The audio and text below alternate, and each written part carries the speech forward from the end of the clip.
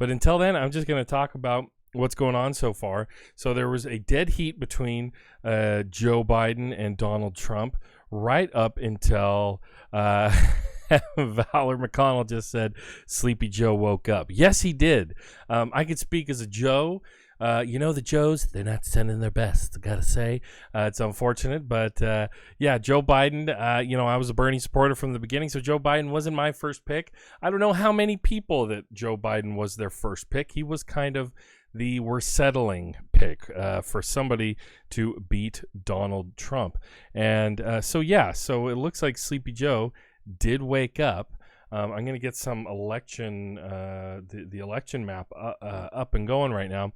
So this has been a weird election. It's like election week, we could call it. It's not really election day anymore.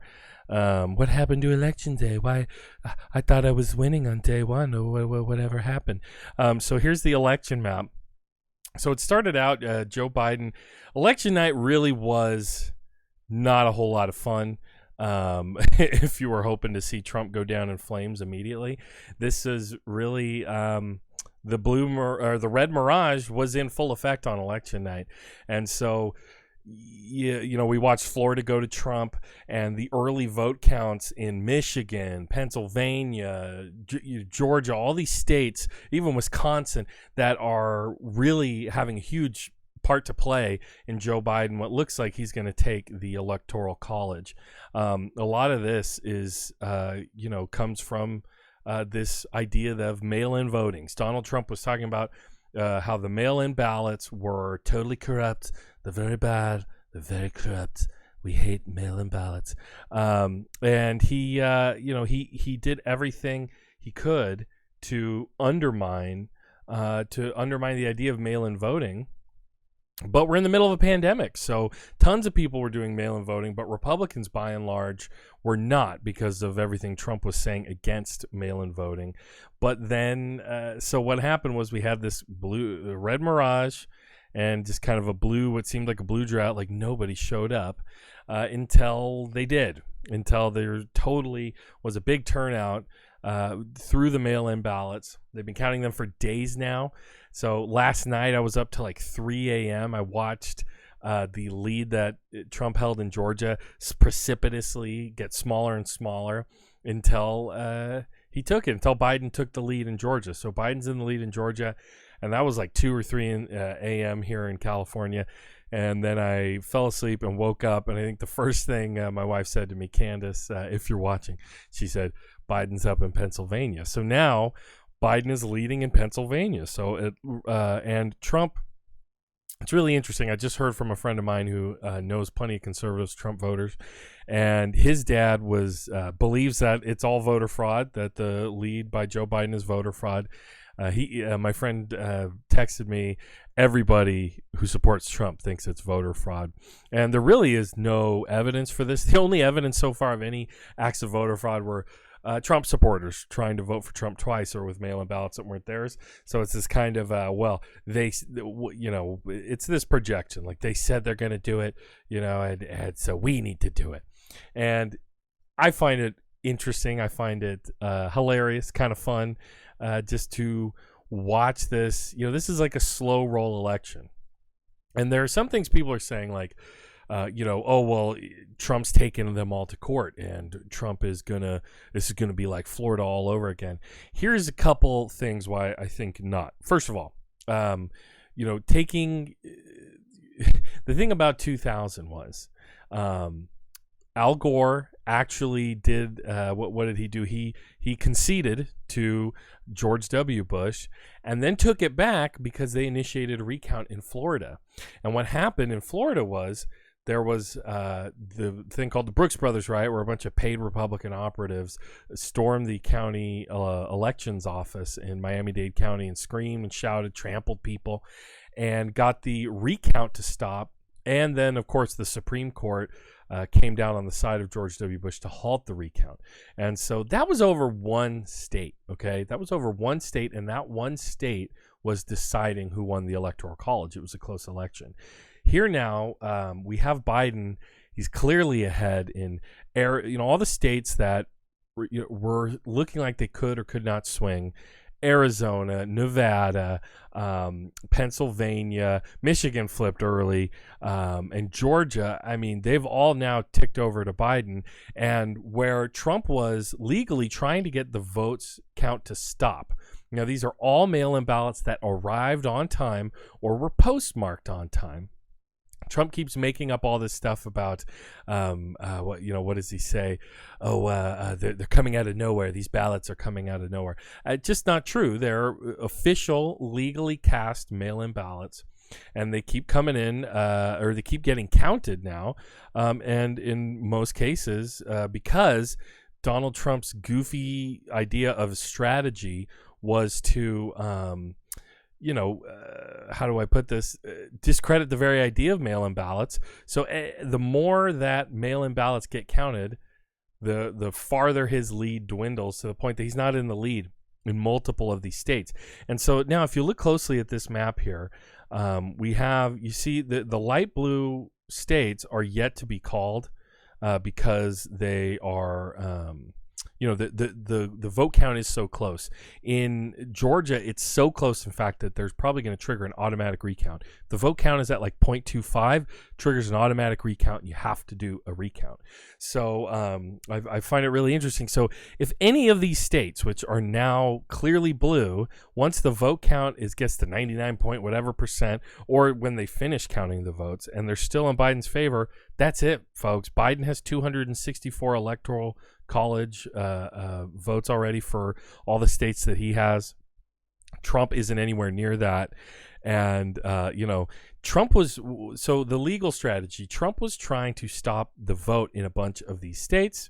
But what happened really? What happened? Well, you can't stop a legal counting of a vote. That doesn't make any sense. Valor just said recount all day ain't changing the results. Exactly. You can't stop a count of legally cast votes. And that's what essentially Donald Trump is trying to do. And he keeps saying, we just want it changes by the hour, right? He most recently was saying we want the legal votes to be counted, the illegal ones to not be counted. The one victory Trump has had legally, his legal team, was having vote counters, poll watchers, or whatever they're called, in Pennsylvania, in Detroit, I believe, to have better access to the whole situation there. What am I trying to say? To watch the actual poll, the vote counters. And really what those people, they were already allowed in. They just weren't allowed within 6 feet of them. That whole global pandemic thing that, by the way, our numbers are through the roof as this whole thing is going on. We last 2 days have reported the highest numbers ever for new infections of coronavirus. Deaths are escalating. It's really bad. So keep in mind that this is all happening as that's going on. These people are counting votes basically under duress. They are in the middle of a pandemic. In Detroit, people were pounding on the glass of where they're counting the votes. Pennsylvania, there's protests. There's armed Trump supporters showing up.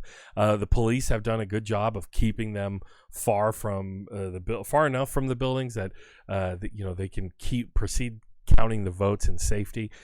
Which, it's crazy because we had in Pennsylvania, I believe, Trump supporters chanting, stop the count. And then simultaneously, there were Trump supporters in Arizona chanting, count the votes.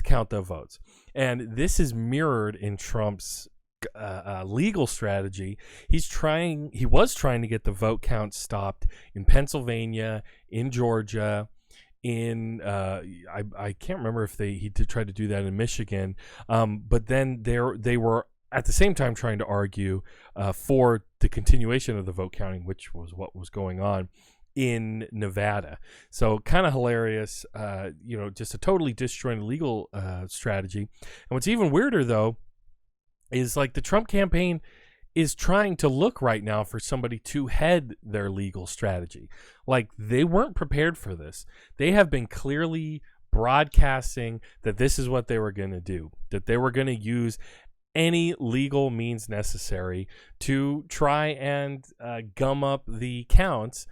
And they're not even prepared for this. I saw one article where Jared Kushner was supposed to be in charge of this whole team of legal experts that are going to help save the democracy from the evil fake mail-in ballots, which they're not.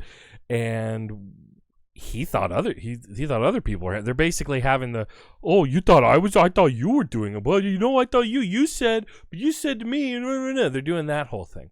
So this is the other thing about the Trump presidency, and whether it's his administration or his campaign, the incompetence. Like when you are yourself a con man grifter, just out to line your own pockets, you tend to attract a lot of the same type of people who are con men grifters who are looking to line their own pockets as well.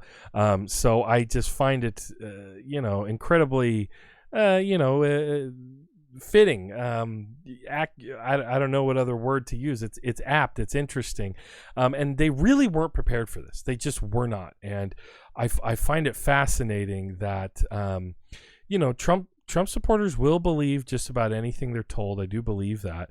And, in this case, they were told that it's all corrupt and that the vote count is itself not legitimate. And so I just think it's kind of funny because, this is, the votes are just getting counted, and I think a big part of what's going on is Americans are siloed ideologically in their different media worlds, right-wing media, centrist corporate media. Even I myself, I'm guilty of this to a certain extent with all the lefty YouTube and Twitch people I enjoy. And so, excuse me, I think I need a little water. But these people really do believe that nobody doesn't support Trump, and if there's any popular movement against him, well, then it's just crazy. It must be fraud. It can't be true. It's also, Democrats. It's not that they can't just be pro-corporate, intervention. Dinosaurs, neoliberal dinosaurs. No, it has to be full QAnon. They have to be part of a pedophile ring, and they're drinking blood, which that stuff goes back to like medieval times, anti-Semitic, pogrom level, like conspiracy theory. If you didn't know, that was used and resurrected by the Nazis and is being regurgitated again by these people. So. Valor McConnell here on Twitch just said, guys that never studied for a test. So he's talking about the Trump legal team. Yeah, for sure. And, it kind of shows that this is not going well for them.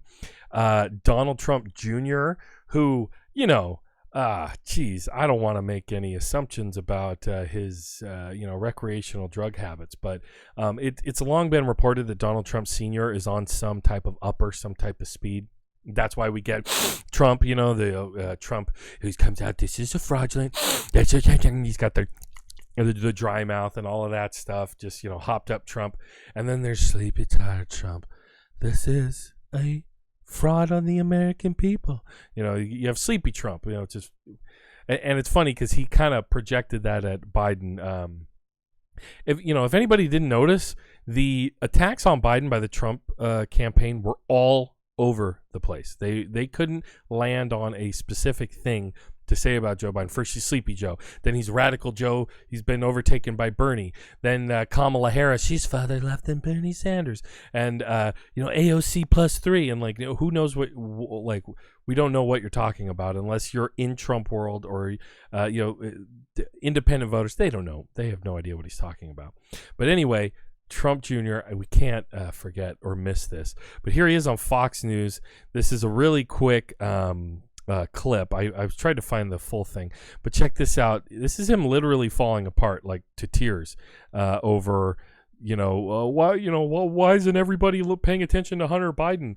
This half-baked October surprise that they had about Hunter Biden and complete nonsense BS stuff about his laptop. But listen to this.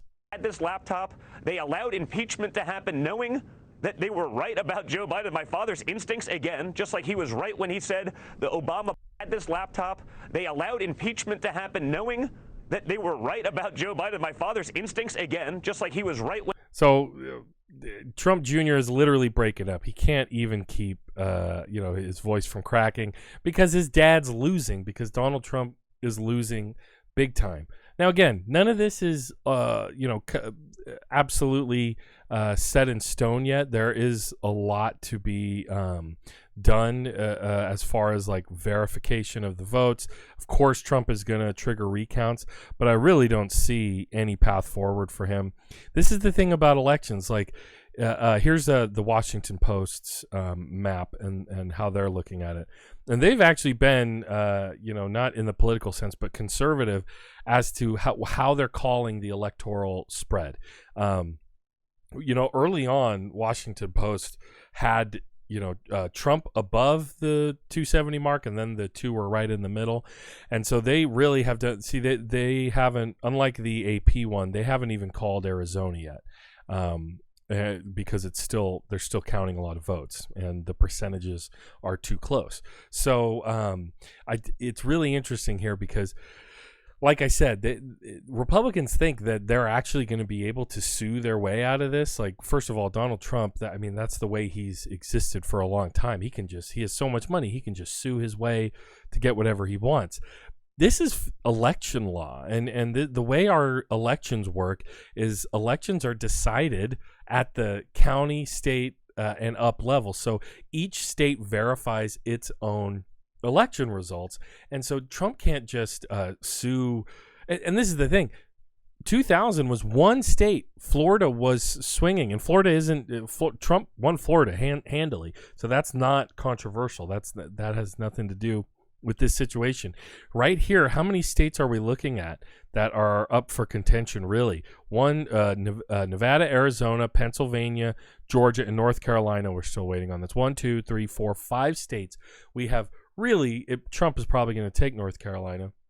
But we have 4 states here that Joe Biden looks like he can make a difference in. And they're really, Trump can't. This isn't a recount yet. We're not even in a recount with Trump ahead to stop. Biden's ahead in all these states now, and this is part of just the official count.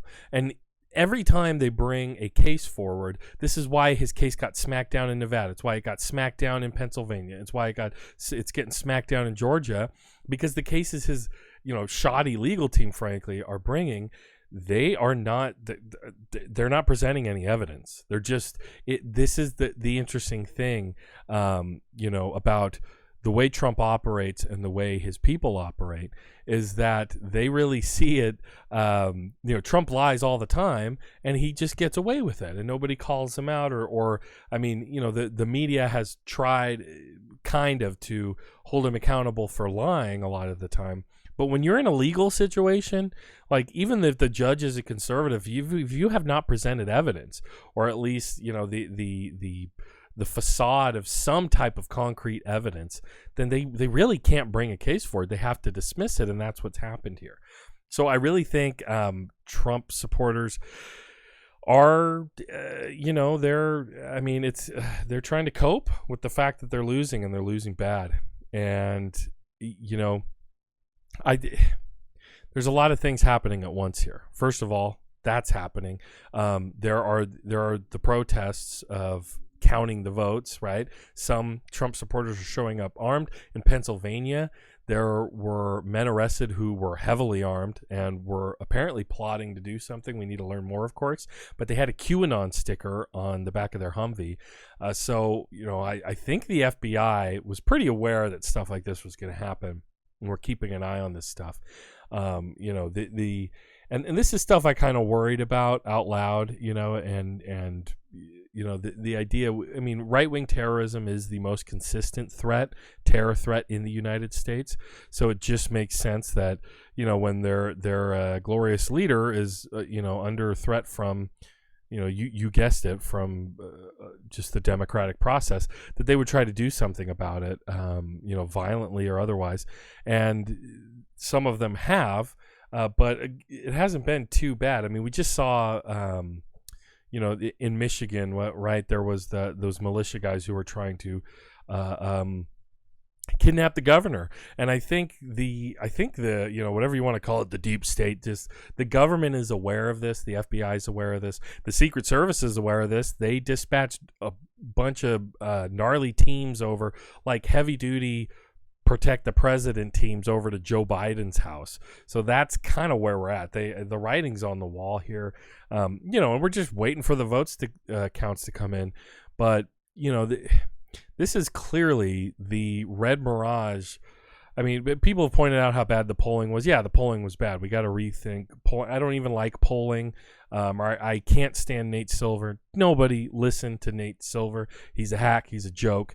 And it should be clear, especially with the tantrum he's throwing lately. I think the headline was like, "Fuck you, we did great," or something like that. So Nate Silver can, he can just whatever. Who cares about him? But the polling is obviously not super accurate, especially not in relation to Trump. But really, what a lot of pollsters and really more like politicos who were paying attention to this stuff got right is that there totally was a red mirage. And here we see Pennsylvania has flipped. I mean, every state. Look here at this map. Every state now that Trump won, that was expected to go to Hillary, Michigan, Wisconsin, and now Pennsylvania and Minnesota, the Rust Belt, right? Here we see that Biden has taken them all back. He's taken them back. And now he's flipped Georgia. Oh, and Arizona. So, I mean, give me a break. There's no way that a couple poorly written lawsuits are going to do anything for Trump. This is I don't think it really. There's nothing to it, folks. That's it. I'm sorry. There are already a lot of fun videos of Trump supporters crying. I don't know how petty I want to get here. There's like TikToks of Trump supporters literally crying about this. But I do fear the anger and the possibility of violence. Right-wing terrorism isn't going to go anywhere. It only got worse under Trump, under a right-wing demagogue. But so, what's going to happen with Joe Biden in office? Because keep in mind, a bunch of these people think he's like drinking children's blood and raping them or who knows in what order. And so, QAnon, and that might be the new Tea Party, is QAnon. I'm going to get a drink of water really quick. Does anybody have any questions? This is my first live stream, and I know that there would be hardly anybody, but I shamelessly asked my friends to join in. Anybody got any questions? So, Sam, to get to your question, what do you think will happen when Trump refuses to leave? I don't know. So, do I really think he's going to refuse to leave? I think he's going to bitch, moan, and complain because that's what he's best at, maybe. But when it comes to January, whatever, inauguration day for Joe Biden, and the election is certified and all that stuff, and the Electoral College votes, I mean, that's it. They're going to go to the mall, the National Mall or whatever. Trump probably won't show up. It might be one of the few presidents, if any, to ever not show up to the inauguration of the next guy and still be alive, right? And once they do that, once they do the little magic ritual and Joe Biden puts his hand on the the ancient text or whatever and says, "I uphold the thing," the thing, right? Then bada bing, bada boom, he's the president. And now the military answers to him and all that other stuff. And I mean, Trump said the other day that he would leave the country, or that he might leave the country if he loses. So, I mean, Trump might ghost America. Think about that. Trump might just ghost America. He might just leave. He might go to, who knows? He might go chill with Edward Snowden in Russia, or he might go to just the Cayman Islands or some other fat cat place. And I mean, I think part of all the fundraising they're doing right now for these legal battles is just to help them not with winning the election, because that's what they're asking all this money for from their supporters who will believe anything they tell them. I think it's to help them with the massive legal battles that he's going to face. Valor said, Cherish just asked if Trump can go to prison. Well, Trump is his name is in a bunch of sealed and not so sealed indictments in New York. What is it? The Southern District of New York, right? Where I mean, you could say, I don't know, that some people think Joe Biden just being the centrist and the let's all get together and I'm America's president. There's no red states or blue states. Cut the malarkey, right? I think there's a lot of people say that Biden's going to come in and say we're not going after Trump. But I mean, Trump and his family. It's funny how people call Biden's a crime family. Trump, and his family are a crime family. They can't even run a nonprofit without it getting shut down for fraud and all the stuff they're doing. So I think tons of stuff Trump is gonna face. Like, you guys,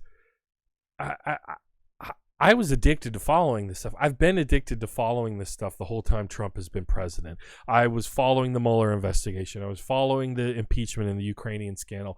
But not just that, but all the stuff that he's in deep for in New York, whether it's like having a Russian bank server in Trump Tower, laundering money, I mean, the inauguration committee, there's like tens of millions of dollars possibly laundered through the inauguration committee for Trump. There's there's also what else is there? There's all his weird stuff with Deutsche Bank. Deutsche Bank is like acting like they're now like trying to what's the word?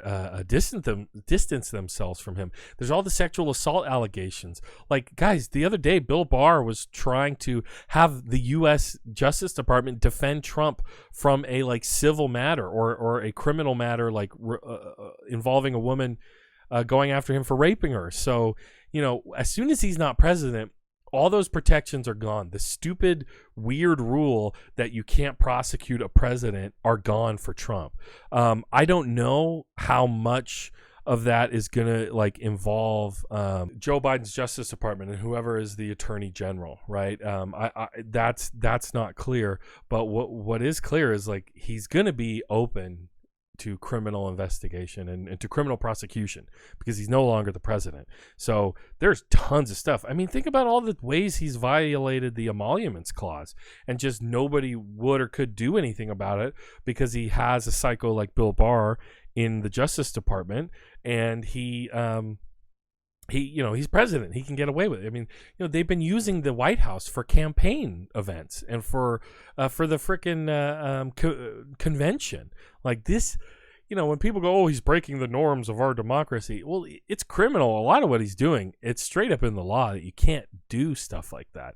And so, I mean, I think there's going to be, this is the interesting thing. So I kind of want to pivot a little bit to talk about how Republicans and Democrats are dealing with the situation as it is now. So and the way I'm going to dovetail is so Trump needs all this help right now to try to win the election, but it's kind of clear that none of the GOP is really coming to his rescue. They've kind of got what they wanted from him. So he was boasting about seating Amy Coney Barrett before the lame duck because he thought he was going to use the Supreme Court to steal the election. But now it's clearly not working that way. It's not. And this is the thing. Trump and his people are so piss poor at saying the quiet part quiet. They say all the quiet stuff loud. They literally just said, we're counting on Amy Coney Barrett to do her job, in the Supreme Court in regards to the election and the lawsuits they're doing for the election. Mitch McConnell, I was watching the Majority Report with Sam Cedar today. Everybody, if you want to keep your sanity politically, watch the Majority Report with Sam Cedar. Rest in peace. Rest in power, Michael Brooks. It's my favorite political show. But Sam Cedar made the point today that he thinks Mitch McConnell played Donald Trump. And I kind of have to agree. Mitch McConnell didn't want to pass a stimulus bill. That might have given Trump enough votes in Georgia or wherever else, Pennsylvania, probably not Pennsylvania, maybe Georgia, to keep a lead or at least get a better electoral college turnout. But no, really, Mitch McConnell wanted the Supreme Court. Mitch McConnell all he cared about was the judiciary this whole time. They got the tax cuts passed. ACA failed because of John McCain with the thumbs down. But ever since then, Mitch McConnell, I mean, he really is a powerful majority leader in the Senate. He's done more than just about any majority leader in recent history. Seated more federal judges on the federal judiciary, and now a totally stacked Supreme Court with ideologues. 3 of the 6 conservatives in the conservative majority are now, what are they? They were members of George W. Bush's legal team in the whole Florida recount situation. They got the recount stopped. So these are naked partisans. They are involved with doing things like smashing and grabbing elections. But I don't think they think they need to do that right now, especially since it doesn't look like the Dems will take the Senate. Actually, the Dems could take the Senate. They could get the tie, the 50-50 tie, and Kamala Harris as the president of the Senate. As vice president would be the flip, the tie-breaking vote. But that's because of Georgia. So the numbers flipping towards Biden in Georgia has also there was already going to be a runoff with the senators. There were like 2 Republicans and a bunch of Democrats going for it.